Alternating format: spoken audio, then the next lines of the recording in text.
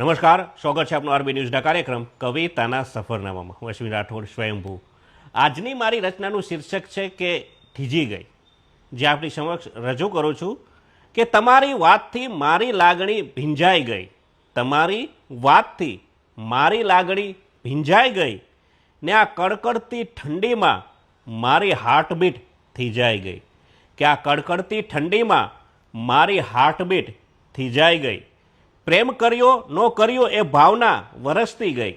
પ્રેમ કર્યો ન કર્યો એ ભાવના વરસતી ગઈ ને છત્રીના કાણામાંથી વાછટ સરકતી ગઈ.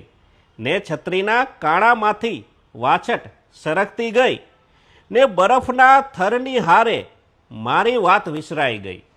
કે આ બરફના થરની હારે મારી વાત વિસરાઈ ગઈ ને ઊન ભર્યા સ્વેટરમાં મારી હૂફ ગૂંથાઈ ગઈ. ને ઊન ભર્યા સ્વેટરમાં મારી હૂફ ગૂંથાઈ ગઈ ને અવર જવરની સડક ભલે બરફીલા ચાદરમાં સમેટાઈ ગઈ.